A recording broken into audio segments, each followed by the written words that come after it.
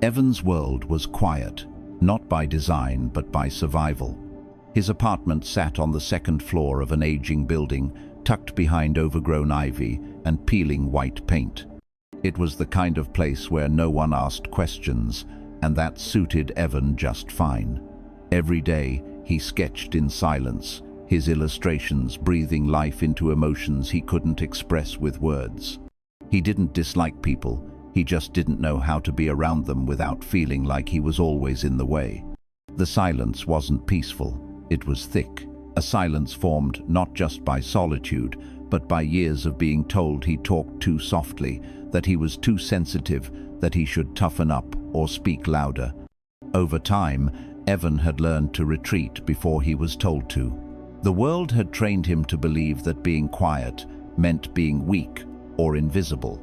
It might have stayed that way, if not for Mrs. Callahan. She lived across the hall, a retired music teacher with silver hair and a voice like melted butter. Evan had seen her many times, always with a cane in one hand and a tin of cookies or garden herbs in the other. They'd exchanged polite nods and soft hellos, but that was the extent of it until the day she knocked on his door holding a chipped teacup and said, "I could use company, and you look like you could too."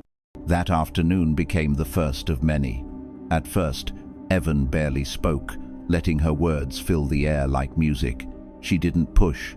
She talked about music, about how the pauses between notes mattered as much as the sound itself. She told stories of students who found their confidence not by becoming louder, but by learning to listen more deeply. "You remind me of someone," she once said, stirring honey into her tea. He used to think his silence was a flaw. Turned out it was his greatest gift. Evan didn't respond, but something shifted. Over the next few weeks, she invited him to local events, a book reading, a small gallery show. He declined at first, then slowly began saying yes. He still felt the old fear, that knot in his stomach, whenever someone looked directly at him, expecting words. But he went anyway. Each time, he returned home, exhausted but proud, like a child learning to walk. In the quiet of his apartment, he began to reflect. Maybe silence wasn't something he needed to escape from. Maybe it was where his strength had been hiding all along. It was a chilly spring morning when Evan noticed Mrs. Callahan hadn't opened her curtains. Her tea tin, usually outside her door by 9 a.m., was still untouched at noon. That day passed with a weight in his chest he couldn't explain, and by evening he learned she'd been taken to the hospital, complications from a long-standing illness she never spoke much about. The building felt quieter without her, not just in sound, but in soul. Days later, a neighbor slipped him a note. Mrs. Callahan had passed. Her niece was organizing a small farewell gathering at the local community hall. They were inviting people who'd known her even a little. Evan stared at the note for hours. He didn't know what to do with it. What did someone like him have to offer at something like this? What would he even say? But something inside wouldn't let him throw the invitation away. That evening, he sat with his sketchbook and drew her tea in hand, smiling softly as if mid-sentence. The lines were light, but each carried a piece of what she had given him. The courage to sit with silence, the patience to let his voice come in its own time. The day of the gathering came, and Evan went. He stayed near the back, unnoticed, until someone announced that anyone who wished could share a memory.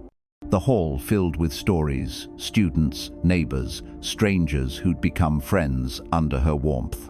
Then a silence settled, the kind that invited someone to speak. Evan's legs moved before he gave them permission. He walked to the front, clutching the drawing in his hands. His voice trembled as he began, not loud, not polished, but clear. "She was the first person who didn't try to fix my quiet," he said. "She just sat with it and taught me that silence wasn't something broken. It was space, space to feel, to grow, to find the strength in being still." He held up the drawing. "This is how I'll remember her." No one clapped, no one needed to. The room breathed with him. He felt it, he had been heard. Weeks passed. Evan began mentoring children at the community center, teaching art to kids who didn't talk much. The shy ones gravitated to him, sensing the unspoken understanding between them. Evan hadn't changed into someone louder, but he no longer hid behind silence. He lived within it, with purpose. And in that space, his voice grew fuller than he ever imagined. Some voices don't echo, they settle quietly into the hearts of those who need them. Evan's story reminds us that being quiet isn't a weakness, it's a different kind of strength. The kind that listens, that sees, that understands before it speaks. In a world full of noise, maybe the most powerful thing we can do is honor the silence and find our voice inside it.